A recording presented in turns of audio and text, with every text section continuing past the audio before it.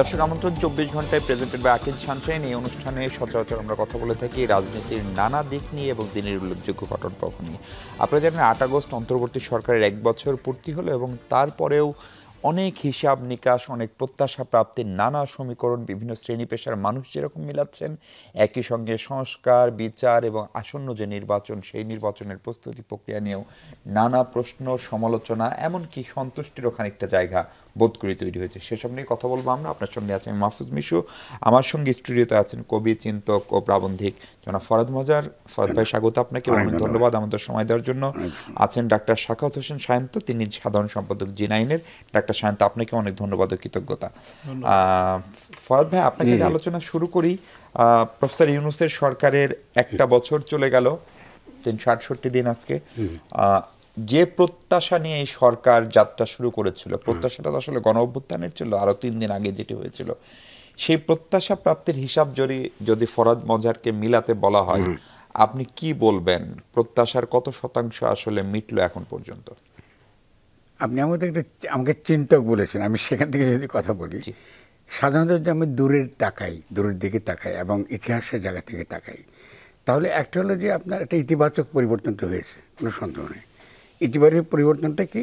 ধরুন আপনি শেখ হাসিনা তো নাই, আমি কথা বলতে পারছি আপনাদের যমুনার টেলিভিশনে বসে। দ্বিতীয়ত হচ্ছে যে এমন সব বিষয় নিয়ে আমরা আলোচনা করতে পারছি যে বিষয়গুলো আমরা আগে আমাদের সমাজে খুব একটা আলোচনা হতো না। যেমন কীরকম, এই যে আপনি প্রত্যাশার কথাটা বললেন, এই যে গণ অভিপ্রায় কথাটা এসে গেছে। জনগণের ইচ্ছাটা কি, জনগণের ইচ্ছাটা কী করে, আকাঙ্ক্ষা, ইচ্ছা, অভিপ্রায় কম বেশি একই রকম শব্দ। মানে আমরা যেটা বলি জেনারেল উইল, রুশো থেকে এসছে, অভিপ্রায় থেকে। ফলে এই অভিপ্রায়টা ব্যক্ত হয় এবং অভিপ্রায়কে কী করে আমরা একটা রাষ্ট্রের রূপ দেব, এটা কিন্তু তরুণদের তর্কের মধ্যে এসে গেছে। ফলে তারা পুরনো সংবিধান চায় না, আর তারা একটা নতুন গঠনতন্ত্র চায়। এই দেখেন, সংবিধান এবং গঠনতন্ত্র দুইয়ের পার্থক্য কিন্তু এসে গেছে সমাজের মধ্যে। তাহলে যখনই নতুন ভাষা তৈরি হয় সমাজে, এটা অলরেডি সমাজের পরিবর্তনের একটা ইঙ্গিত। কিন্তু সেটা আমি 52-র ভাষাতেও যখন আপনি এই যে ভাষা, বাংলা ভাষা আমাদের ভাষা, বা রবীন্দ্রনাথকে আমরা গাইব না নিষিদ্ধ করছে পাকিস্তান সরকার, আমরা তার বিরুদ্ধে দাঁড়াচ্ছি। ফলে সোসাইটি কিন্তু এইভাবেই তার চেতনার, যেটা প্রত্যাশার কথা বলছেন, আমি চেতনার কথাটা বেশি বলবো, এই চেতনার জায়গাটা প্রথমত সামনে চলে আসে। এরপরে প্রত্যাশা আসে যে আমার ক্ষুদ্র চাওয়া পাওয়া, আমি কি সরকারে থাকতে পারলাম কিনা, আমার টেন্ডারটা হলো কিনা, আমার খাদ্য ব্যবস্থা ঠিক হলো কিনা, আমার স্বাস্থ্য ঠিক হলো কিনা, এটা পরবর্তীকালে প্রত্যাশার ব্যাপার। আমার আর্গুমেন্টটা হয় এরকম যে এবারকার গণ অভ্যুত্থানের তর্কটা সরকার নিয়ে নয়, রাষ্ট্র নিয়ে, একান্ত রাষ্ট্র নিয়ে। তো আমরা কেন ব্যর্থ হয়েছি এক অর্থে, কেন যে আমরা এই 5 তারিখে গণ অভ্যুত্থান করলাম, কিন্তু 8 তারিখে একটা সাংবিধানিক প্রতিবিপ্লব হলো। মানে আমরা গণ অভ্যুত্থানটাকে আবার পুরনো সংবিধান, অর্থাৎ পুরনো রাষ্ট্রের মধ্যে ঢুকিয়ে দিলাম। এটা ঘটেছে যেহেতু আমাদের সমাজে বুদ্ধিভিত্তিক স্তরটা অত্যন্ত দুর্বল। মানে আমরা সরকার এবং রাষ্ট্রের পার্থক্য আমরা কিন্তু বুঝি না, পারছি না। ফলে এই প্রথম কিন্তু আমরা চ্যালেঞ্জ করছি। যেমন ধরুন আজকে যারা নির্বাচন চাইছে, নির্বাচন তো হতেই হবে, কোনো সন্দেহ নেই, কিন্তু এই নির্বাচনটা কি রাষ্ট্র গঠনের জন্য নির্বাচন, নাকি এই নির্বাচনটা সরকারের জন্য নির্বাচন, নাকি এই নির্বাচনটা আপনার স্থানীয় সরকারের নির্বাচন? ফলে এই ব্যাপারটা এখনও পর্যন্ত রাজনৈতিক মহলে অস্পষ্ট থাকার কারণে যারা শেখ হাসিনার রাষ্ট্রটাকে টিকিয়ে রেখে আবার আগের মতো লুটপাট করতে চায়, এরা তখন আমাদেরকে ভুলিয়ে দিয়ে বলতে চায় যে আমরা খালি সরকার নির্বাচন চাই, রাষ্ট্রের কথাটা আমাদেরকে ভুলিয়ে দিয়ে। কিন্তু ফরাদ ভাই, এই যে রাষ্ট্রের সংস্কারটা যে বোঝাতে পারলেন না, আমি আপনার সঙ্গে আগেও কথা হয়েছিল যে এই যে শিক্ষার্থীরা বা বৈষম্য বিরোধী ছাত্র আন্দোলন, এবং আন্দোলন যে এরকম একটা প্রকট রূপ, সেখান থেকে এক দফা, সেখান থেকে শেখ হাসিনার বিশাল সাম্রাজ্যের পতন, এগুলোর পিছনে একটা বড় ইন্ধন, অনুপ্রেরণা যাই বলি না কেন, সেটা আপনি, আপনার কাজকর্ম, লেখালেখি ছিল। ফলে এই রাষ্ট্র আর সরকারের এই ব্যবধানটা যে বুঝাতে পারলেন না, 8 আগস্ট যে একটা প্রচলিত সরকার হয়ে গেল, এই দায় নিজেকে কখনো দোষী মনে হয়? আমি নেব, এটা তো সমাজে বুদ্ধিবৃত্তিক স্তরের ব্যাপার। সমাজে যেমন বুদ্ধিজীবী হিসেবে বা চিন্তক হিসেবে আপনি আমাকে বলছেন, ফলে আমার তো কথা তো আমি বলে যাব, আর আমি তো গণতন্ত্র বিশ্বাস করি। যেমন ধরুন আমি আজকে কথা বলতে পারছি, আমি সাখাওয়াতের খুব পছন্দ করি। ফলে আমাদের মধ্যে যে চিন্তার পার্থক্য থাকতে পারে, সেটার তো মীমাংসা হবে আলোচনার মাধ্যমে, কথাবার্তার মাধ্যমে। হয়তো আমি ওকে 1 বছর আগে বুঝাতে পারি নাই, 1 বছর পরে বুঝবে। ফলে আমি মনে করি যে আপনি শুরু করছেন ব্যর্থতা দিয়ে, আমি কিন্তু শুরু করছি সফলতা দ্বারা। ফলে আমার যে লক্ষ্যটা, সেই লক্ষ্য আর আপনার লক্ষ্যের মধ্যে একটা পার্থক্য আছে। পার্থক্যটা কী হবে? আমি তো রাষ্ট্র গঠন করতে চেয়েছি, কিন্তু রাষ্ট্র গঠন করাটা যে একটা ইস্যু, এটা তো আমি সমাজে আনতে পেরেছি। আমি আচ্ছা, আমি 2023 সালে আমার বইয়ের নামটা কি ছিল? গণ অভ্যুত্থান ও গঠন। দেখুন, আমি কিন্তু বিপ্লব শব্দটা ব্যবহারই করিনি, কিন্তু সবাই বিপ্লব বিপ্লব বলছে। বিপ্লব কথাটা বিভ্রান্তিমূলক। এটা গণ অভ্যুত্থান, বিপ্লব মানে কি? এটা সমাজতান্ত্রিক বিপ্লবের কথার মাথার মধ্যে আছে, আমাদের পুরনো বামদের বা রুশ বিপ্লবের কথা, চীনের বিপ্লবের কথা। তো আমি তো আমার ভাষার মধ্যে কখনো এই শব্দ ব্যবহারই করি না। আমরা একটা ভেরি সিম্পলি একটা বুর্জোয়া ডেমোক্রেটিক ট্রান্সফরমেশন বা একটা রূপান্তর চেয়েছি গণ অভ্যুত্থানের মধ্য দিয়ে, এবং রাষ্ট্র গঠনের কাজটা আমরা করতে চেয়েছি। কেন? কারণ 1972 সালে আমরা আমাদের রাষ্ট্রটা বানাতে পারিনি। আমরা দেশ স্বাধীন করেছি, কিন্তু রাষ্ট্র গঠন করতে যখন গেলাম তখন আমাদের আওয়ামী লীগ আমাদের উপর একটা কতগুলো জিনিস চাপাই দিল। একটা তারা দাবি করলো আমরাই হলাম যে গণপরিষদ, কারণ আমরাই নির্বাচিত হয়েছিলাম পাকিস্তানে, ফলে আমাদের কোনো গণপরিষদ নির্বাচন করতে দেওয়া হয় নাই। তাহলে ওই আদি পাপটা যে আমরা কন্টিনিউ করেছি, কিন্তু এবার আদি পাপটা কিন্তু সামনে এসে যাচ্ছে। এর ক্ষতিটা গত 50 বছরে কি হয়েছে, এবার কিন্তু জনগণ বুঝতে পারছে যে গঠন ব্যাপারটা গুরুত্বপূর্ণ, যে রাষ্ট্রটা না বানালে সরকার কথার কোনো অর্থ নাই। তাহলে এটা কিন্তু ধীরে ধীরে জনগণ বুঝতে পারছে। ফলে আমি কিন্তু সাফল্য দিকে, সত্যি কথা বলতে কি, আমি বলছি ব্যর্থতা হচ্ছে এই, যদি মনে করি না আমরা এখানে গিয়ে সমস্ত কিছু ঠিক হয়ে যাবে, আমলাতন্ত্র চলে যাবে, একদম সমস্ত, এটা তো হলো না, হবে না। কেন? খেয়াল করেন, আমি কিন্তু বারবার বলছি গণসার্বভৌমত্ব। যদি আমরা গণসার্বভৌমত্ব কায়েম করতে পারি, এটা রাষ্ট্রের সার্বভৌমত্বের সঙ্গে একই রকম না। কিন্তু গণসার্বভৌমত্ব কায়েম মানে কিন্তু আমলাতন্ত্র, বোধ সামরিক এবং বেসামরিক আমলাতন্ত্রের উৎখাত, জনগণের ক্ষমতা জনগণের কাছে ফিরে আসা। এই যে সহজ কথাটা, এই সহজ কথাটা বলা এবং এই সহজ কথা কী করে আমরা অর্জন করতে পারি, তার কিন্তু পথ পরিষ্কার হয়ে কি হলে জনগণের ক্ষমতা জনগণের কাছে ফিরতো, বা যেটাকে আপনি ধরেন আমলাতন্ত্র, সামরিক বা সিভিল, সেটার উৎখাতের কথা বলছেন, সেটিকে কি আসলে করার মতো বাস্তবতা, প্রেক্ষাপট, প্রস্তুতি তিনটাই আমাদের ছিল? 200 বছর লেগেছে ইউরোপকে এই জায়গায় পৌঁছাতে। ইউরোপ, আচ্ছা ঠিক আছে, মার্কিন যুক্তরাষ্ট্রে কিন্তু দীর্ঘ বছর যেতে হয়েছে, এবং তাদের 200 বছর মধ্যে তাদের কিন্তু গৃহযুদ্ধ হয়েছে লম্বা। মানে শুধু এটা প্রমাণ করতে যে কি আমাদের লিবার্টি, স্বাধীনতা, আমাদের যে পারস্যুট অফ হ্যাপিনেস, এই যে নীতিগুলো, এটাকে প্রতিষ্ঠিত করতে, যে এর জন্যই, এটাই আমাদের অভিপ্রায়, এটাই জনগণের সামষ্টিক ইচ্ছা, এটাকে চাওয়া, এটাকে তো সামনে আনতে কত বুদ্ধিভিত্তিক লড়াই সংগ্রাম হয়েছে। তার মধ্যে তো আমরা তো এক হিসেবে দ্রুতবেগে এসে গেছি, এবং দ্রুতবেগে আরও ঘটবে। কেন? কারণটা আমরা তো এখন ডিজিটাল যুগে বাস করছি। ফলে ডিজিটাল যুগে বাস করার কারণে এই যে আমি আপনার সামনে কথা বলতে পারছি, এটা তো বহু সকলে শুনতে পারছে, আমি তাদেরকে এডুকেট করতে পারছি খুব দ্রুতবেগে। ফলে দেখা যাচ্ছে যে আমরা অল্প 3-4 জন লোকও কিন্তু সমাজের রাজনৈতিক যে গুণগত পরিবর্তন ঘটাতে পারছে। যে প্রচলিত অর্থে রাজনৈতিক দল দ্বারা যে পরিবর্তনটা আগে হতো, যে আপনি গ্রামে গ্রামে যাচ্ছেন, পৌঁছাচ্ছেন, মিটিং করছেন, শিক্ষা দিচ্ছেন, তার পাল্টা তো একটা চিন্তা সামনে এনে দিতে পারছে। সেটা আমি বলবো যে একদিক দিকে আমি যদি তাকান, অনেকে হয়তো হতাশ বলে যে আমরা তো কিছু পেলাম না, কিছু হলো না। হুজিষ্টু আমি নিজেও বলি যে হ্যাঁ, আসলে তো আমাদের কিছু অর্জন হলো না, আমরা আবার একটা সাংবিধানিক প্রতিবাদে ঢুকে পড়েছি।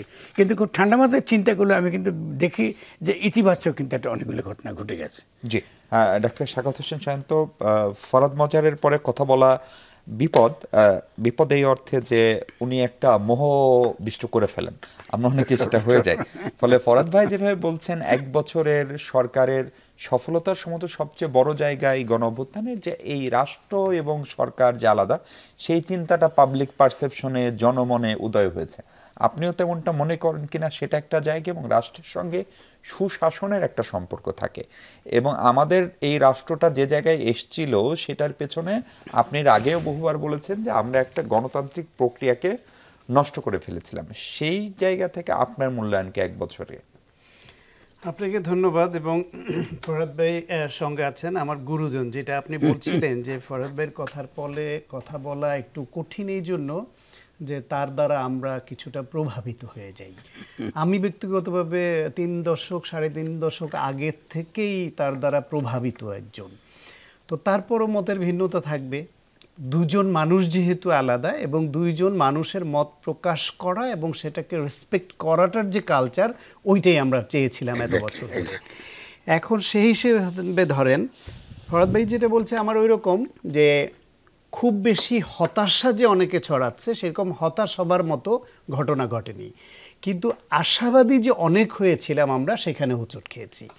এই বেশি হোঁচট খাবার কারণ হতে পারে বেশি স্বপ্ন দেখলে, বেশি স্বপ্ন যখন বাস্তবায়ন হয় না, তার কিছুটা ভঙ্গ হয়, তখন স্বপ্ন ভঙ্গের বেদনা আমাদের ধরে বসে।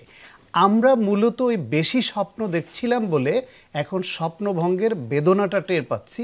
বেশি স্বপ্ন দেখাটাই ভুল হয়েছে অনেকের। বাংলাদেশে রাষ্ট্র গঠন তো মুক্তিযুদ্ধের পর থেকেই হয়নি, তার থেকে বড় কথা হলো জাতি গঠন হয়নি। রাষ্ট্র গঠনের পাশাপাশি জাতি গঠনটাও খুব গুরুত্বপূর্ণ একটা উপাদান, যেখানে ঐক্যবদ্ধভাবে সামষ্টিকভাবে এগিয়ে যাওয়ার জন্য যে ন্যাশন বিল্ড আপ হওয়া দরকার ছিল, সেই ন্যাশনটা বিল্ড আপ করার সুযোগ আমাদের তৎকালীন শাসক গোষ্ঠী দেয়নি, এবং আমরা একটা বিভাজিত মানসিকতা নিয়ে এইভাবে এগিয়ে গেছি, এখনও তাই আছি আমরা। এরপরে আসেন সুশাসনের জন্য। সুশাসন বিষয়টা এক রাষ্ট্র, জাতি গঠন এবং রাষ্ট্র পরিচালকদের দায়িত্ব কর্তব্য ঠিকভাবে পালন করবার উপর ডিপেন্ড করে। এখন এই দায়িত্ব কর্তব্য পালন করবার জন্য একটা হচ্ছে তার যে বন্দোবস্ত, লিখিত আইন কানুন বিধিবিধান থাকে। ব্রিটেনে বিধিবিধান সংবিধান ছাড়াই তো চমৎকারভাবে ওরা চালাচ্ছে, তার মানে মনে মগজে সংবিধানটা থাকতে হবে। এখন আমাদের এখানে হয়েছে কি, আমাদের এখানে কিছু ভালো আইন যে ছিল না তা না, ভালো আইন যে কিছু নেই তা না, কিন্তু ওই আইনটা পুস্তকে থেকে যায়, সেটা আমাদের মনে মগজে আমরা অনেক সময় নেই না। এই যে না নেওয়ার ক্ষেত্রটাকে দূর করে মনে মগজে নেওয়ার জন্য যে বয়ানটা দরকার ছিল, সেইটা এখন কিছুটা উঠে আসছে, কিন্তু সেই উঠে আসাটা খুব বেশি জোর পায়নি। জোর পায়নি কেন? বাংলাদেশের বিভিন্ন ধরনের পলিটিক্যাল যে মেরুকরণ ধরেন, রাষ্ট্র পরিচালনা যারা করবে, সুশাসন যারা দিবে, তাদের মধ্যে ধরেন ধর্মীয়পন্থী এক শ্রেণীর রাজনৈতিক দল আছে, বামপন্থী ক্যাডার ভিত্তিক কিছু রাজনৈতিক দল আছে, আবার মধ্যপন্থী বুর্জুয়া পলিটিক্স করা, পাওয়ার পলিটিক্স করা কিছু দল আছে, যাদের মধ্যে নানান রকমের দোষ ত্রুটি বিদ্যমান। এখন এদের মধ্যে আবার প্রত্যেকেই মনে করে সে যেটা করছে সেটা সেরা। সেই ক্ষেত্রে যে গণঅভ্যুত্থানের মাধ্যমে যে তরুণরা উঠে আসলো, তাদের কাছ থেকে তাদের প্রতি আমাদের যে আবার প্রত্যাশা তৈরি হয়েছিল, সেই প্রত্যাশাটা হোঁচট খেয়েছে। ঈদের তারা মিসগাইডেড হয়েছে, অথবা গাইডলাইনের অভাবে তাদের কাছে প্রত্যাশিত যেটা ছিল সেইভাবে যথেষ্ট এগুতে পারেনি। যেমন ধরেন, তরুণরা রাজনৈতিক দল করলো, সেই রাজনৈতিক দল করাটা কতটা সুবিবেচনা হয়েছে সেটা নিয়ে প্রশ্ন উঠে গেছে, এই জন্য যে রাজনৈতিক দল না করে তারা যদি প্রেশার গ্রুপ হিসেবে থাকতো, তাহলে অন্যদের সুশাসনের দিকে আনতে বাধ্য করতে যতটা ইফেক্টিভ হতে পারত, এখন তারাই যখন রাজনৈতিক দল করে স্টেক হোল্ডার হয়ে গেল, প্রতিদ্বন্দ্বী বা প্রতিযোগী হয়ে গেল, তখন কিন্তু প্রশ্নটা অন্যদিকে ঘুরে গেল। এবং সেই পর্যায়ে আসার পরে আবার নানান রকমের প্রচলিত ধারার বুর্জুয়া পলিটিক্স করা দলগুলোর বিরুদ্ধে যা যা অভিযোগ ছিল, ক্ষুদ্র আকারে ক্ষুদ্র দল হিসেবে সব অভিযোগ তাদের বিরুদ্ধে আসতে লাগলো। তাতে করে মনে হলো একটা বড় বিএনপি ছেড়ে একটা ছোট বিএনপি হয়েছে। মানুষ বড় বিএনপির মধ্যে যে আছে, সে পরিবর্তন না দেখলে ছোট বিএনপিতে কোন ভরসায় যাবে, এটা একটা দিক। দ্বিতীয় হলো বুদ্ধিবৃত্তিক চিন্তা যারা করেন এবং যারা এটা প্রসারিত করবেন, এর প্রবাহ ঘটাবেন, যারা ফরহাদ ভাইয়ের মতো মানুষ যারা, সেই সংখ্যাটা এই সমাজে কম বলে ভার্চুয়াল মিডিয়া বলেন, এই টেলিভিশন টকশো বলেন, সব জায়গায় চায়ের দোকানে যে আড্ডা বলেন, সে সাধারণের মধ্যে প্রভাব বিস্তারকারী বয়ানটা বেশি হচ্ছে গিয়ে পপুলিস্ট কথাবার্তা। এই রাষ্ট্র মেরামতের যে চিন্তাটা, সেটা ওইভাবে প্রভাব বিস্তার করতে পারেনি। ফলে মানুষের মধ্যে এইটা নিয়ে, যারা এটা নিয়ে ভেবেছিল, হতাশা আসছে। কিন্তু পজিটিভ দিক কি আসছে? প্রথম পজিটিভ দিক হচ্ছে 16 বছর ধরে জেগে ধরা একটা ফ্যাসিবাদের বিদায় হয়েছে, এবং এর মাধ্যমে একটা উদাহরণ সৃষ্টি হয়েছে যে এই দেশে হাসিনার মতো, আওয়ামী লীগের মতো দানবীয় ফ্যাসিবাদও টিকতে পারে না। এটা একটা উদাহরণ সৃষ্টি হলো অন্যদের জন্য, একটা এক্সাম্পল যে ফ্যাসিবাদ হলে পরিণতি কি হতে পারে। দ্বিতীয় হলো গিয়ে এদেশের মানুষ তার রাষ্ট্র পরিচালককে যে প্রতিনিধি নির্বাচন করবে, সে অধিকারটা হারিয়ে ফেলেছিল। সেই অধিকারটা তার হাতে ফেরত গেল। ফেরত যাওয়াতে কি হলো, সে যদি, যারা ভবিষ্যতে আসবে, তারা যদি তাদের আকাঙ্ক্ষা মতো রাষ্ট্র পরিচালনা না করে, তাহলে জবাবটা দিতে পারবে, এইটা একটা অর্জন হয়েছে। তৃতীয় হলো কিছু কিছু বিধি ব্যবস্থারও পরিবর্তন হয়েছে। এই দেশে তো রাজনৈতিক সংকট আলোচনার মাধ্যমে সমাধানের কোনো নজির বলতে ছিল না। এই গণ অভ্যুত্থানের পরে অন্তত গণ অভ্যুত্থানের পক্ষের শক্তিগুলো যতই একে অপরকে নিন্দা করুক, মাইলেজ নিজে নেয়ার চেষ্টা করুক, তারা একসঙ্গে বসছে, তারা আলোচনা করছে, তারা এই নানান রকম তর্ক বিতর্ক করে বেশ কিছু বিষয়ে একমত হচ্ছে যে হ্যাঁ, রাষ্ট্র পরিচালনার জন্য এটা ভালো, এটা আমরা সবাই মেনে নিলাম। তাতে কিছু সংসদীয় স্থায়ী কমিটিগুলো নিয়ে একটা পরিবর্তনের ইঙ্গিত পাচ্ছি আমরা, রাষ্ট্রপতি নির্বাচন নিয়ে একটা পরিবর্তনের ইঙ্গিত পাচ্ছি আমরা, বিভিন্ন সাংবিধানিক প্রতিষ্ঠান নিয়েও কেউ না মানলেও একটা পরিবর্তনের ইঙ্গিত আমরা পাচ্ছি। উচ্চ কক্ষ প্রতিষ্ঠিত হয়েছে, এটা একটা পজিটিভ মুভ। এখন ওইটাকে কি পদ্ধতিতে নির্বাচন হয়ে এইবার সমাধান না হলো 5 বছর পরে যে হবে না এই নিশ্চয়তা নেই, কিন্তু একটা স্টেপ তো আমরা ফরওয়ার্ড স্টেপ তো হলো। এইরকম রাজনৈতিক ক্ষেত্রে, রাষ্ট্র পরিচালনার ক্ষেত্রে, সুশাসন অর্জনের ক্ষেত্রে, মানুষের অধিকার তার হাতে ফিরিয়ে দেওয়ার ক্ষেত্রে অনেকগুলা মানে ফরওয়ার্ড স্টেপ হয়ে গেছে আমাদের। এখন এটাকে এগিয়ে নেওয়ার দায়িত্ব আমাদের অনেকেই, এই ফরহাদ ভাইদের মতো মানুষদের। হতাশ না হয়ে যদি সবাই লেগে থাকে এবং এই তরুণরা যতটুকু তারা বিচ্যুত হয়ে গেছে বলে মনে হচ্ছে, অথবা তাদের ক্ষমতার ভাগীদার হওয়ার জন্য মরিয়া হয়েছে, ওইটা না হয়ে রাষ্ট্র পরিবর্তনের যে চেষ্টাটা তারা করছিল সেই দিকে যদি বেশি থাকে, তাহলে হয়তো পরিবর্তনটা আমরা আরো বেশি দেখতে পাবো। আপনি কি ডাক্তার সায়ন্তর এই কথার সঙ্গে একমত যে তরুণরা অভ্যুত্থানে নেতৃত্ব দিল, তাদের তাহলে কি রাজনৈতিক দল গঠন করা ভুল হলো? এটি একটি জায়গা, এবং দ্বিতীয় জায়গা হচ্ছে এনসিপিকে আসলে কোনোভাবে আর একটা বিএনপি হয়ে উঠতে চায়। সায়ন্ত কিছুটা আমার কথাই বলছি এর আগে সমালোচনা, আমি শুধু একটু কোয়ালিফাই করব। কোয়ালিফাইটা হচ্ছে যে আমরা যদি কেন এই ঘটনাটা ঘটলো এটা যদি প্রপার ব্যাখ্যা না করি, তাহলে এটাকে বলে তরুণদেরকে আমরা ভিলিফাই করছি। ভিলিফাই করাটা আমরা শেষ পর্যন্ত লুটেরা মাফিয়া শ্রেণীর পক্ষে চলে যাবে আমাদের পয়েন্ট। ফলে আমি স্বাগত অ্যাগ্রি করে আমি কিছু কথা বলবো যেটা খুব ইম্পর্টেন্ট বুঝতে পারা। প্রথমত আমি বলবো যে তরুণদের সঙ্গে বিশ্বাসঘাতকতা করা হয়েছে। This is very important. তরুণরা করেছে সেটা তো আপনি সাংবাদিক, আপনার খুঁজে বের করবেন। আমি তো বুদ্ধিজীবী, আমাকে বলবো কারা খুঁজে বের করেছে। আপনিও জানেন, আমিও জানি, আমরা সকলেই জানি। এদেরকে আইডেন্টিফাই করতে হবে এবং আমাদেরকে বোঝাতে হবে যে গণ অভ্যুত্থানের পরে 5 থেকে 8 তারিখ পর্যন্ত একটা গাঠনিক মুহূর্ত ছিল। মানে আমরা নতুন করে রাষ্ট্র গঠন করবার একটা মুহূর্ত আমাদের হাজির হয়েছিল। আমরা 72-তে রাষ্ট্র তৈরি করতে পারি নাই। এইবার প্রথম আমরা একটা গণপরিষদের নির্বাচনের মধ্য দিয়ে আমরা একটা সত্যিকারের অন্তর্বর্তীকালীন সরকার আমরা গঠন করতে পারতাম। তো এই অন্তর্বর্তীকালীন সরকার গঠন না করে আমরা কেন সেনা সমর্থিত উপদেষ্টা সরকার গঠন করলাম? তাহলে কারা এটা করলো? এর মধ্যে যে লোকগুলো আছে চিহ্নিত, ওদেরকে চিহ্নিত করব আগে, তারপর আমি তরুণদের পক্ষে তো তারা তো বুলেটের সামনে বুক পেতে দিয়েছে রে ভাই, তারা তো শহীদ হয়েছে, তারা তখন পঙ্গি হয়ে কাতরাচ্ছে। আমি কোন মুখে বলি যে এটা তরুণদের দোষ হয়েছে? তরুণরা কোনো অপরাধ করেনি, তরুণরা চেষ্টা করেছে। আমি দ্বিতীয়ত এর জন্য আমি 100% ডক্টর ইউনূসকে দোষারোপ করব। এর জন্য তিনি 100% দায়ী, এবং এর জন্য ইতিহাসে তিনি বারবারই এই কথা উচ্চারিত হবে যে তিনি জনগণের পক্ষে এবং ছাত্রদের সঙ্গে তিনি বিশ্বাসঘাতকতা করেছেন। কেন? কারণটা বলছি আপনাকে, যে এটা তো তরুণরা বুঝতে না পারে, কিন্তু ডক্টর ইউনূসের বোঝা উচিত ছিল এটা একটা গণ অভ্যুত্থান। ঠিক আছে, এটা বোঝা উচিত, উনি তো একটা বাচ্চা ছিলেন না। তাহলে গণ অভ্যুত্থানের পরে অবশ্যই জনগণের অভিপ্রায়টা কী করে ব্যক্ত হয়, কী করে এটা বাস্তবায়িত করতে হয়, এর তো ন্যূনতম পড়াশোনা তার থাকা দরকার। ধরুন আমরা যখন ডক্টর ইউনূসের কথা আমরা যখন সমর্থন করেছি, আমরা যখন সঙ্গে সঙ্গে হ্যাঁ বলেছি, এর একটা মাত্র কারণ ছিল, ডক্টর ইউনূস হাজার হোক তিনি একটা ব্রুটাল ক্যাপিটালিজমের বিপরীতে অনেকটা একটা মানবিক একটা ক্যাপিটালিজমের কথা বলছেন, যদি আমরা তার সঙ্গে তত্ত্বগতভাবে একমত নই। মানে সুদ দিয়া, টাকা ভাট দিয়া উন্নয়ন হয়, এটা আমি অ্যাগ্রি করি, সে ভিন্ন তর্ক বিষয়, এটা আসে। কিন্তু তিনি গরিব মানুষকে ভালোবাসে, এই আশাটুকু আমাদের ছিল। কিন্তু তিনি যে রাজনৈতিকভাবে তিনি এরকম মারাত্মক ভুল করবেন, এটা কিন্তু আমরা চিন্তা করিনি, আমিও তো চিন্তা করিনি। কারণ গণ অভ্যুত্থানের পরে তিনি কি করে, কিসের ভিত্তিতে তিনি শেখ হাসিনার সংবিধান রক্ষা করবার শপথ তিনি নিয়েছেন, নিয়ে তিনি নিজেকে নিজে বন্দি করে ফেললেন। তো এই যে তার নিজেকে নিজে বন্দি করে ফেলার যে করলেন, করার পরে পরবর্তী সমস্ত ঘটনাগুলোর জন্য আপনি তরুণদের দোষারোপ করছেন কী জন্য? ডক্টর ইউনূসকে কেন কাঠগড়ায় করাচ্ছেন না?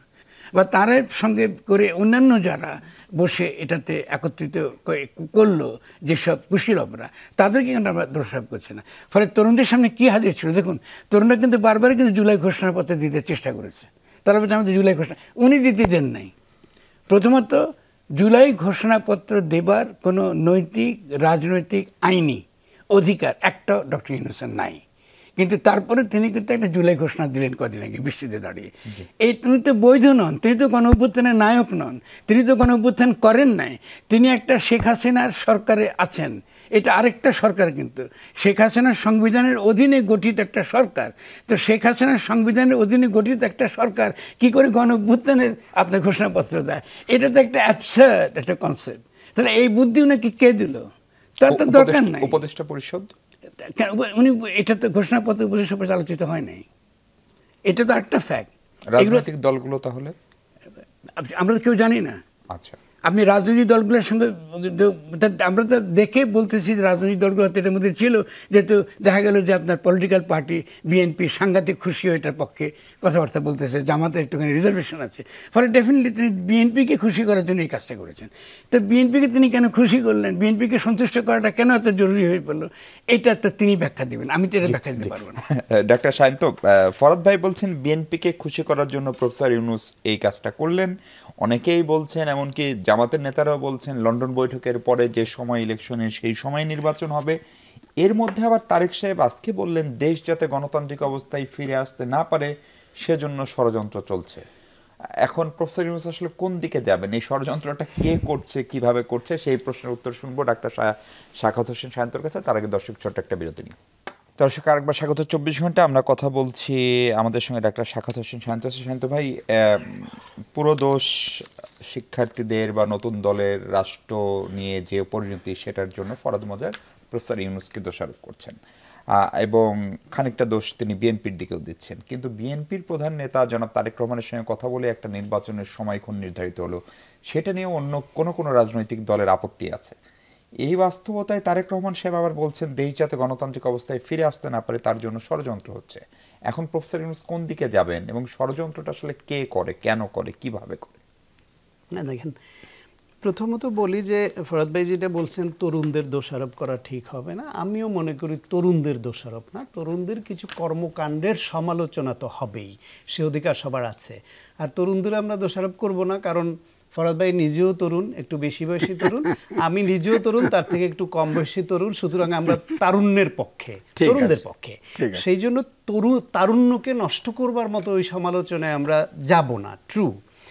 কিন্তু ধরেন ডক্টর মোহাম্মদ ইউনূস যে ক্ষমতায় আসলো এই তরুণদের সমর্থনে এবং তাদের অভিপ্রায়ের অংশ হিসেবে তিনি দায়িত্বে আসলেন।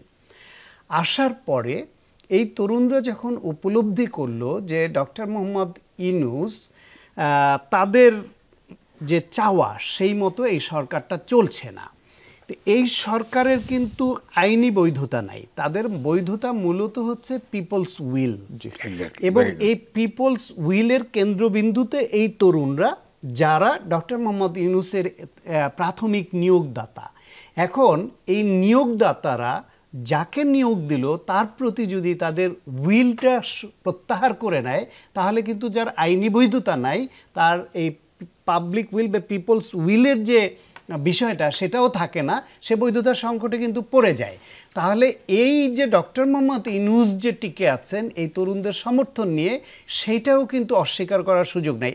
এক, দুই হলো ডক্টর মোহাম্মদ ইউনূস বা এই সরকারের যে মোটিভ ছিল তাতে এইরকম একটা ধারণা তৈরি হচ্ছিল যে তারা কোনো না কোনোভাবে চাচ্ছে এই তরুণরা ইমার্জ হোক এবং তারা একটা শক্তিশালী পলিটিক্যাল স্টেক হোল্ডার হয়ে উঠুক, যাতে প্রচলিত ধারার যে রাজনৈতিক বিধি ব্যবস্থা সেগুলো প্রশ্নের মধ্যে বা প্রেশারের মধ্যে পড়ে যাক, চ্যালেঞ্জের মধ্যে পড়ে যাক, এবং তাদের যেসব ব্যত্যয় আছে যেগুলো আমরা মানতে পারি না তারা যেন পরিস্থিতিতে পড়ে হলো নিজেদের কারেকশন করতে বাধ্য হয়। কিন্তু তরুণরা, ওই আগেও বলেছি, প্রলোভনে পড়ে হোক, ভুলের জন্য হোক, কোন বাংলাদেশে নাকি বিভিন্ন সময় বিভিন্ন এজেন্সির বিভিন্ন রকম কারবার থাকে, আমরা জানি না, সবই শোনা কথা, সেরকম কোনো কারবার ঘটেছে কিনা, সেই ফাঁদেও পড়ল কিনা, তরুণরা বিভাজিত হয়েছে।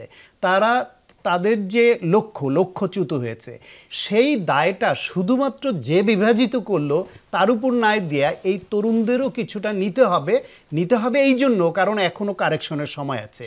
যদি আমরা তাদের এই যে বিচ্যুত হওয়াটা ধরিয়ে না দেই, তাদের যদি এই সমালোচনাটা আমরা না করি, তাহলে তাদের যে নিজেদের যে সেলফ কারেকশনের যে বিষয়টা সামনে আছে, প্রসেসটা আছে, সেটা সামনে আসবে না। এখন এইখানে ভোট নিয়ে ষড়যন্ত্র বলতে, যেহেতু আপনি বিএনপি তো ভোটের রাজনীতি করা দল মূলত, তো তারা ভোটের মাধ্যমে রাষ্ট্র পরিচালনার দায়িত্বে আসবে।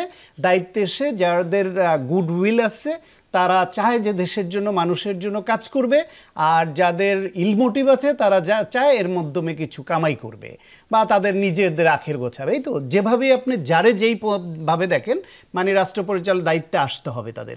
এখন আসার মাধ্যম ভোট, সেই ভোট না হলে রাজনৈতিক দলের তো ভোট ছাড়া রাষ্ট্র পরিচালনার দায়িত্বে আসার অন্য কোনো সুযোগ নেই। সেই সুযোগটা যখন সামনে এসছে, তখন কোনো রাজনৈতিক গোষ্ঠী তারা যখন এই নির্বাচনের পদ্ধতি এবং অন্যান্য সংস্কার বা বিধি ব্যবস্থা নিয়ে প্রশ্ন তুলে ভোটকে প্রশ্নবিদ্ধ করার দিকে যদি যায়, এবং সত্যি তারা যদি একটা অ্যানার্কি সোসাইটিতে তৈরি করতে পারে, তাহলে ভোটটা তো নাও হতে পারে। সেই বিবেচনা মাথায় রেখে তারেক রহমানের বক্তব্যটা আজকে আমি শুনেছি, যেটা তিনি বলছেন যে সবাইকে ঐক্যবদ্ধ থাকতে হবে, সতর্ক থাকতে হবে। আর একটা হচ্ছে বিএনপির তার বিবেচনায় এখন যেহেতু সুসময় তো বটেই, যে 18 বছর নিপীড়নের পরে অন্তত নিপীড়নের মুখে পড়তে হচ্ছে না, সেই হিসেবে অনেক সুসময়ের ঘুঘু ঢুকে পড়বে, সেই বিষয়ে সতর্ক থাকতে বলেছেন। ফলে 3টা কথা বলেছেন: সুসময়ের ঘুঘুরা যেন ঢুকে পড়তে না পারে, ঐক্যবদ্ধ থাকতে, আর সতর্ক থাকতে। সুতরাং রাজনৈতিক দলের নেতা হিসেবে এটা তো তার ইনস্ট্রাকশন থাকতেই পারে। ফরাদ ভাই, এই যে সামাজিক এক ধরনের অস্থিরতার কথা বলা হচ্ছে, মবক্রেসির কথা বলা হচ্ছে, এবং সাম্প্রতিক সময় আপনি যদি দেখেন হুটহাট নানা ধরনের ঘটনা ঘটছে। আজকে যদি ঢাকায় আপনি দেখেন গাড়ির মধ্যে লাশ, জেনেভা ক্যাম্পে হঠাৎ করে উত্তেজনা, গাজীপুরে অপরাধের মাত্রা বেড়ে যাওয়া, এইসব ঘটনার পরিপ্রেক্ষিতে হয়তো বিএনপির যিনি ভারপ্রাপ্ত চেয়ারম্যান তারও একটা সন্দেহ হচ্ছে। ফলে আপনি আপনার উপস্থিতিতে একটা প্রথম আলোর আলোচনায় সেখানে সরকারের ভেতরে সরকার, এবং সেখানেও আপনি বলেছেন যে নির্বাচনই একমাত্র সমাধান না, কিন্তু ধরেন 14, 18 বা 24 এই 3টা নির্বাচন যদি ঠিক মতো হতো, তাহলে নিশ্চিতভাবে এই এত বড় সংকটে হয়তো দেশ পড়তো না। ফলে এখন নির্বাচন ছাড়া এই মুহূর্তে আর সমাধান কি আসলে? বহু সমাধান আছে। আমি নির্বাচন যারা বলে এরা লুটেরা মাফিয়াদের প্রতিনিধি, পিরিয়ড। ওকে, পিরিয়ড। আমি বারবার কিন্তু বলছি, যারা নির্বাচন বলবে সঙ্গে সঙ্গে বলবে এরা লুটেরা মাফিয়া শ্রেণীর রিপ্রেজেন্টেটিভ। মানে নির্বাচন করতে হলে যে নির্বাচন করবে তার 2 থেকে 5 কোটি কি 10 কোটি টাকা লাগবে। ফলে জনগণের সঙ্গে এটা কোনো মেলে না। সিম্পল। আমি আরও অনেক ডিটেল দিতে পারি, এটা 1 নম্বর। দ্বিতীয়ত, আমি তারেকের সঙ্গে একমত নই। আমি বলি তারেকের যে সমস্যাটা হলো, ষড়যন্ত্র বলে রাজনীতিতে কোনো শব্দ নাই। ষড়যন্ত্র যারা ব্যবহার করে, এটা অলস মস্তিষ্ক। আপনি অ্যানালাইসিস করতে পারছেন না সমস্যাটা কোথায়। আপনি ধরুন নির্বাচনে যদি চায় এই দলগুলো, তো নিজের দলের মধ্যে নির্বাচন করে না কেন? আপনি কি মনে কি এখন যে আজকে বিএনপির যেসব নেতারা আছে এরা কি নির্বাচিত? তো ওরা আছে কী করে? টাকা দেয় বলে? আর তো কোনো কারণ নেই। তো নির্বাচনের কাহিনী যখন আমাকে তারেকের কাছে শুনতে হয়, তখন আমি তো তাকে বলবো, তুমি আগে নির্বাচন করো, তুমি তোমার দলে নির্বাচিত হয়ে আসো, হয়তো সে আসবে, আমি তো তার পক্ষে থাকবো, অসুবিধা নেই। কিন্তু এটা তো বলবো না কেন? নির্বাচন তো আমরাও নির্বাচন চাই, কিন্তু তুমি কিসের নির্বাচনটা চাইছো? তুমি চাইতেছো তো শেখ হাসিনার ফ্যাসিস্ট সংবিধানকে টিকিয়ে রেখে ওই লুটেরা মাফিয়া শ্রেণী যেগুলো তোমার পার্টিতে আছে এদেরকে তুমি আর ক্ষমতা আনতে পারবে। তুমি কি একটা সাধারণ কর্মী, যে লোকটা এই যে এতটা বছর সে এই যে হামলা মামলার শিকার হয়েছে শেখ হাসিনার আমলে, ওকে টিকিট দিবে? তারে ও যদি কয়েক কোটি টাকা দিতে না পারে, দেবে না তো। তাহলে আপনি এই এদেরকে ব্যবহার করেন, তার কর্মীরা তো তাদের যে ইচ্ছা, তাদের যে অবদান পার্টির প্রতি, এরা তো কেউ কিছু এটার মধ্যে ফেরত পাবে না। আরও প্রশ্ন আসছে, নির্বাচন দিয়ে কি আমরা খালেদা জিয়াকে মুক্ত করেছি? নির্বাচনের দ্বারা কি আমরা এই যে তারেকের যে সে মামলা নিষ্কৃতি পেয়েছে, নির্বাচন দ্বারা হয়েছে? তাহলে এই যে আজেবাজে কথা বলে যেগুলা বিএনপি, তার তো কোনো ভিত্তি নেই। আজকে তো তারেকের উপরে যে পুরো ওই যে হত্যার মামলা, 10ই আগস্টের মামলা, আরও হাজার রকম মামলা থাকতো, তারা তো এখনও সিকিউর না বাংলাদেশ। সে তো ফিরে আসতে পারছে না। তার নিরাপত্তা নিয়ে আমি চিন্তিত, কারণ আমি ওকে ভালোবাসি, পছন্দ করি, অত্যন্ত ভদ্র ছেলে, এবং তার আমি দেখিনি তার কথা বলার পদ্ধতি সময়। কিন্তু Tarek is a non political একটা মানুষ, তার পলিটিক্যাল তার কোনো উইজডম তার নাই, দীর্ঘ উইজডম নাই। আজকে যে এই যে ছেলেরা বুকে গুলি পেতে খালেদা জিয়াকে সসম্মানে নিয়ে এসছে, যিনি কোনো আপোষ ছাড়া এতটা দিন নিরাপসে লড়াই করে গেছেন, ফলে তাকে সম্মান দিয়েছে তারা। তাহলে এই সম্মানের জন্য কি আজকে বিএনপির উচিত ছিল না ছেলেগুলোকে এডুকেট করা, যে তোমরা রাজনীতি করেছ, তোমরা সকলে বিএনপির সদস্য? উচিত ছিল তার অ্যাজ এ লিডার, বলে আমি বিলং করি, আমি এদের কাছ থেকে আমি আগামী দিনে নতুন নেতা। সেই কথা তো ডাক্তার সাখাওয়াত বললো যে তার একটা প্রেসার গ্রুপ থাকতো, কিন্তু তারা যখন একটি রেজিস্টার্ড রাজনৈতিক দল গঠনের চেষ্টা করে, সেটি তো তখন তো বিএনপির প্রতিযোগী। আপনি যখন এসে বলেন, শুনুন, আপনি যখন সাখাওয়াতের যুক্তি আলাদা, আমি সাপোর্ট করি ওটা, কিন্তু সেটা ভিন্ন করছেন। আপনি যখনই এসে বলেন যে 3 মাসের মধ্যে নির্বাচন দিতে হবে, আপনি এটাকে কীভাবে নেবেন? ছাত্ররা যথেষ্ট ভদ্র যে বিএনপির বিরুদ্ধে তারা দাঁড়ায় নেই, এটা যথেষ্ট ভদ্র। আপনি এতটা বছর আপনি হাসিনা ক্ষমতা ছিল, আপনি কিচ্ছু করতে পারেন না। আপনি নির্দলীয় নিরপেক্ষ সরকারের অধীনে তত্ত্ব সরকার নির্বাচন করেছেন আপনি, তো এটা তো গণ অভ্যুত্থান হয়েছে, এটা তো নির্বাচন হয় নাই। তাহলে ছাত্ররা চাইতেছে আমরা একটা নতুন সংবিধান চাই, তো তুমি এটা মানতে তোমার কী সমস্যা? আর দ্বিতীয়ত হলো কেন নতুন সংবিধান বলি, কেন আমি মনে করি তারেক জিয়াউর রহমানের বিরোধী রাজনীতি করছে, এটা আমি পরিষ্কার বুঝে বলছি, খুব ইম্পর্টেন্ট বুঝতে পারা। আশা করি তারেক এটা শুনবে। প্রথম কথা হলো যে 1972 সালের সংবিধান কিন্তু পাকিস্তানি সংবিধান, এটা কিন্তু জিয়াউর রহমানরা কিন্তু মুক্তিযুদ্ধ করেছেন, আর মুক্তিযুদ্ধ করার যে ঘোষণাপত্র, ওটাকে আমরা কি বলি স্বাধীনতার ঘোষণাপত্র, সাম্য, মানবিক মর্যাদা এবং সামাজিক ন্যায় বিচার প্রতিষ্ঠিত করবার রাজনীতি। তাহলে জিয়াউর রহমান রাজনীতি তো গণতন্ত্রের রাজনীতি, ফ্যাসিস্ট রাজনীতি তো না। তাহলে তুমি কিসের ভিত্তিতে এই সংবিধান তুমি রেখেছো? আমি তাদেরকে প্রশ্ন করছি, তাকে উত্তর দিতে হবে। এটা কিসের ভিত্তিতে তুমি ইন্ডিয়ার আরোপিত একটা সংবিধান বাংলাদেশের উপর চাপিয়ে রেখেছো? তার যুক্তি দিন। এখনো ক্ষমতায় নাই। না না, আপনি তার পক্ষে দাঁড়াচ্ছেন তো? না, আমি তার পক্ষে দাঁড়াচ্ছি না, আমি বলছি এখন তো একটা বিদ্যমান সরকার রয়েছে। সরি, আপনি কেন বলছেন? আমি তারেক তো তাহলে 72-এর সংবিধানের পক্ষে দাঁড়াচ্ছে। আপনি শুরু থেকে তারা 72-এর সংবিধান তারা রাখবার কথা বলেছে। ছাত্রদের সঙ্গে তাদের বিরোধের জায়গা কী ছিল? বিরোধের জায়গা ছিল সংবিধান। তারপরে কি বিরোধী ছিল? শুরুতে বিরোধী ছিল জাতীয় সরকার। ওদেরকে বলেছে আসলে আমরা জাতীয় সরকার করি। বিএনপি তো জাতীয় সরকার করলো না, বিএনপি 3 মাসের মধ্যে ক্ষমতা দিতে চায়, তারপরে সেখান থেকে গেলো 6 মাস, তারপরে সালাউদ্দিন এসে বলে যে কালকেই যেন নির্বাচন দিয়ে দেওয়া হয়। এগুলো কি? এগুলোতে তাহলে বাংলাদেশের বর্তমান যে পরিস্থিতি, অস্থিতিশীল পরিস্থিতি, এই যে লুটপাট শুরু করা, দখলদার শুরু করা, সমস্ত কিছুর জন্য বিএনপি দায়ী। তো এগুলো তো বলতে হবে কাউকে। তাহলে আমি এটার জন্য তো তারিখ দায়ী না? অবশ্যই তারিখ দেয়। তারিখ তো এখানকার বাংলাদেশের বাস্তব অবস্থা সে বুঝতে পারছে না। কেন সে বুঝতে পারবে না? ও তো অত্যন্ত ভালো হচ্ছে, আমি বারবারই বলছি। তার মানে নিশ্চয়ই ওকে কেউ না কেউ একটা অত্যন্ত খারাপ পরামর্শ দিচ্ছে। কারণ আমি তো তার সঙ্গে কথা বলেছি, আমি কী কথা বলেছি আমার বাইরে বড় দরকার নেই, কিন্তু আমি তাকে বোঝানোর চেষ্টা করেছি এই ছেলেগুলো তো তারই তো ছেলে, কারণ সেই ইয়াং। আগামী দিনে আমি বলছি তারিখ তুমি আমার আগামী দিনের প্রধানমন্ত্রী, তুমি আজকে বিচক্ষণ আচরণ করো। কারণ এদেশের জনগণকে 72 সালে তাদের নিজের গঠনতন্ত্র প্রণয়ন করতে দেওয়া হয় নাই। আমরা লড়াই করেছি সাম্য, মানবিক মর্যাদা, সামাজিক ন্যায় বিচার কায়েমের জন্য। তুমি বলো যে আজকে থেকে সেই পুরনো সেই দিল্লির চাপিয়ে দেওয়া সংবিধান আমরা ছড়ে ফেলে দিলাম। এটা তো বেগম জিয়া তো এই কথা বলেছে, তিনি তো এই কথা বলেছেন আমরা এই সংবিধান আমাদের রাখার দরকার নেই। আপনি কেন বাংলাদেশের জনগণকে একটা নতুন গঠনতন্ত্র একদম বিনয়ের সঙ্গে আমার মানে বোঝার জন্য সেটা হচ্ছে যে ধরেন বিএনপির মতো একটি নির্বাচনমুখী এবং দীর্ঘদিন ক্ষমতায় থাকা রাজনৈতিক দলের পক্ষে আপনি যেভাবে বলছেন একজন চিন্তক বা ধরেন বুদ্ধিজীবী হিসেবে, সেটি করা আসলে কতখানি বাস্তবসম্মত? আমি একটু শেষ করি। এটি একটি জায়গা, এবং দ্বিতীয় জায়গা হচ্ছে এই জায়গায় এগুলোকেই কি নির্বাচনের বিরুদ্ধে ষড়যন্ত্র মনে করা হচ্ছে কিনা? প্রথম আলো সম্পাদক বলছেন দক্ষিণ পন্থার উত্থান ঘটছে, জনমত জরিপ বলছে যে বিএনপি যা ভোট পাবে আজকের একটি ফলাফল, এনসিপি এবং জামাত মিলে তার চেয়ে 0.7% ভোট বেশি পাবে, বা 48% লোক এখনো সিদ্ধান্ত নেয়নি। এগুলোকে নতুন ষড়যন্ত্র হিসেবে দেখেন? সেই উত্তর শুনবে। একটা বিরতি নেই ফরাদ ভাই, বিরতি থেকে ফিরে আপনার উত্তর শুনবে। দর্শক আরেকবার স্বাগত। আমরা ফরাদ মজারের সঙ্গে কথা বলছি। ফরাদ ভাই, আপনার কাছে প্রশ্ন ছিল দক্ষিণ পন্থার উত্থানের শঙ্কা, তার সঙ্গে নির্বাচনের জরিপ, সামাজিক অস্থিরতা, এই সব কিছু মিলে কি মনে হচ্ছে যে গণঅভ্যুত্থানের 1 বছর পরেও নির্বাচনটা যদি ধরেন, আপনি বলছেন নির্বাচন দিয়ে গুণগত কোনো পরিবর্তন হবে না, কিন্তু এছাড়া রাস্তা কি, এবং এটি না হলে কি এই ষড়যন্ত্র বা এই সংকটগুলো আরও বাড়বে কিনা? না, আমরা যখন রাজনৈতিক আলোচনা করি কিছু শব্দ আমাদের পরিহার করা বেটার।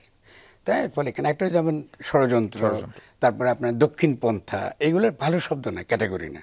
কারণ দক্ষিণ পন্থা বলে কোনো পন্থা নেই। দক্ষিণ পন্থা মানে কি? What does it really mean? It means nothing. মানে ফার রাইটের বাংলা কিছু এটা পলিটিক্যালি কিছু মিন করে না। আমরা তো ডেসক্রিপটিভ একটা বর্ণনা হলো, এটা ভিন্ন রকম। আমরা যেটা বলতে চাই যে বাংলাদেশে একটা ইসলাম প্রশ্ন আছে, ব্যাপারটা খুব ইসলাম প্রশ্ন আছে, এটাকে মোকাবেলা করতে হবে। ইসলাম প্রশ্ন দুটো দিক আছে, একটা যারা ইসলামী রাষ্ট্র চায়, ঠিক আছে? তো আমার মনে হয় না বাংলাদেশে এমন কোনো রাজনৈতিক দল আছে যারা একটা ইসলামী রাষ্ট্র চায়, ঠিক আছে? এটা তারা চায় না। সেকেন্ডলি যেটা আছে কি, যে জামাত ইসলামী কী চায়, সেটা গণতান্ত্রিক দল, সে দাবি করে গণতান্ত্রিক দল, গণপ্রতিনিধিত্ব অধ্যাদেশের বলে তারা কিন্তু গণতন্ত্রই চেয়েছে বলে তাদের নিবন্ধনটা হাসিনা আমলে পাওয়া হয়েছে। ফলে জামাতকে যদি আপনি একটা দক্ষিণপন্থী বলেন, এটা ভুল। জামাতের নামটা, তো ফলে আমি কি বলি দেখেন, আমি কিন্তু এর আগে বলেছি জামাতের উচিত এখন অবিলম্বে নামটা বদল করা, দরকার তো নেই তা জামাত ইসলামী নামটা রাখা। জামাত ইসলামী নামটা রাখা আমাদের জন্য খুব অপমানজনক। আমরা বিশেষত যারা বাংলা একটা দেশকে স্বাধীন করেছে, এটা বাংলাদেশ আকারে গঠন করেছে, সেখানে এই নামের দ্বারা কী হয়েছে, তারা এই সত্তা, এই যে রাজনৈতিক জনগোষ্ঠী, মানে সাকওয়াতের সঙ্গে পার্থক্য হচ্ছে আমি জাতিবাদ শব্দটা পছন্দ করি না, কারণ জাতিবাদী না আমি।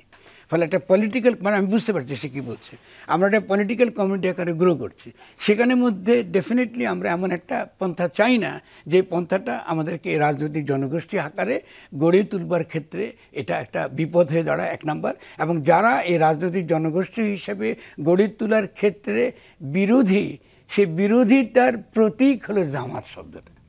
ফলে এই শব্দটা আমার বুকে এসে আঘাত করে। আমি জামাতকে পছন্দ করতে পারি, আমি মনে করি শফিক ভাইয়ের মতো বোধহয় এত ভদ্র ভালো মানুষ প্রতি খুব কম। জামাতের প্রত্যেকটা নেতাকে আমি সত্যি সত্যি মনে করি অত্যন্ত সজ্জন ব্যক্তি, কিন্তু আমি মনে করি যে এটার তো কোনো যুক্তি পাই না আমি, যে আপনি জামাতি ইসলামী নামটা আপনি কেন রাখবেন।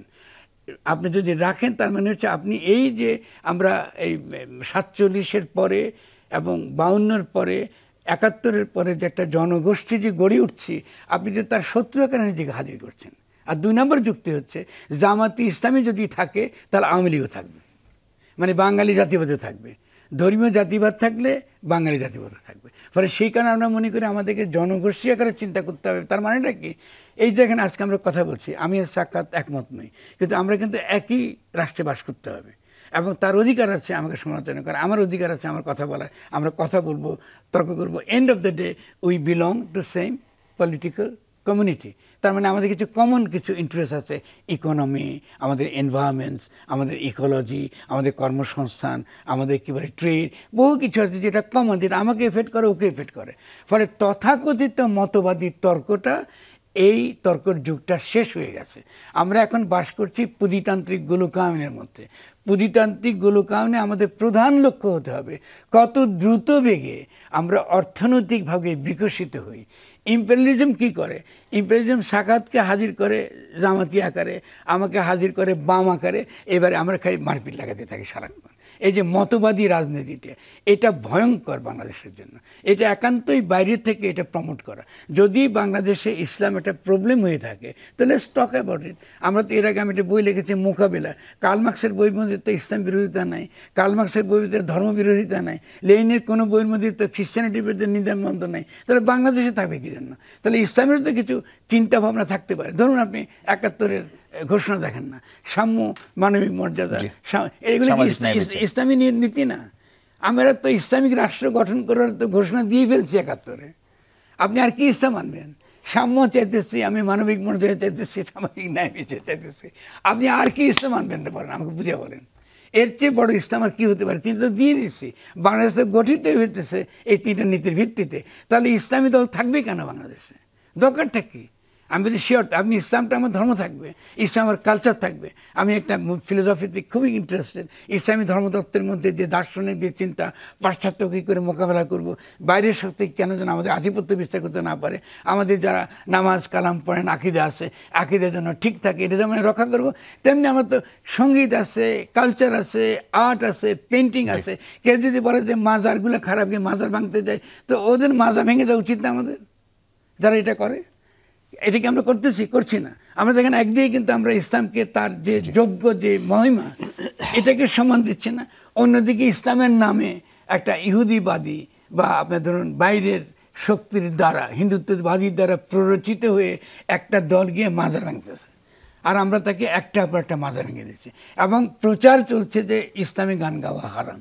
তো আমি বলতেছি তো সকলকে, আমাদের তো এগুলো তো এসে আকরাম খাঁ বহু আগে তার সমস্যার সমাধান বই থেকে আরম্ভ করে বহু আলেম বারবারই ব্যাখ্যা করে বলেছে, কোরআনের মধ্যে তো গান হারাম কোনো কথা নেই। কোরআন একটা সূরাকে তারা ব্যাখ্যা করে, হাদিস তারা ব্যাখ্যা করে। তো ভালো কথা, আপনার যদি গান খারাপ লাগে তো শুনেন না, তাহলে আপনি টেলিভিশন কেন আপনার ঘরের মধ্যে, মোবাইল কেন আপনার ঘরের মধ্যে, তো আপনি সারাক্ষণ শুনতেছেন, আবার গিয়ে আপনি ফতোয়া দিচ্ছেন আমি গান হারাম, এরা তো শয়তান। ফরহাদ ভাই একদমই সময় নেই।